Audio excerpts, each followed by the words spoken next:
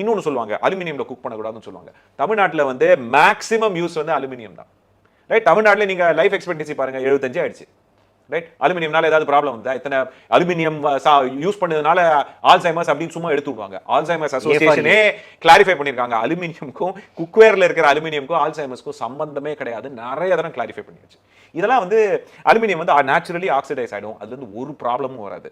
எவ்வளோ வருஷமா யூஸ் பண்றோம், 100 வருஷமா யூஸ் பண்ணிட்டு இருக்கோம். ரைட், அதனால வந்து இந்த ஒரு காமன் த்ரெட் நீங்க பார்க்கணும். அவங்க சஜஸ்ட் பண்றது வந்து சயின்ஸ் மூலமா சஜஸ்ட் பண்றாங்களா, இல்லைன்னா நிறைய காசு இருக்கு, நான் இவ்வளோ ஸ்பெண்ட் பண்ணியிருக்கேன், அதனால இது வந்து இதோட பெட்டரா தான் இருக்கும் அப்படின்னு ஒரு இல்யூஷனை வச்சு உங்களுக்கு வந்து அதை விற்கிறாங்களா அப்படி நீங்க பாத்துங்க. இதே தான் வந்து ஆர்கானிக்னு சொல்லுவாங்க, ப்ராக்கோலி சாப்பிட சொல்லுவாங்க. ப்ராக்கோலியோட ஒரு லெவல் மேல பணம் இருந்ததுன்னா கேல் அப்படிம்பாங்க, அவகாடோ சாப்பிடணும் அப்படிம்பாங்க.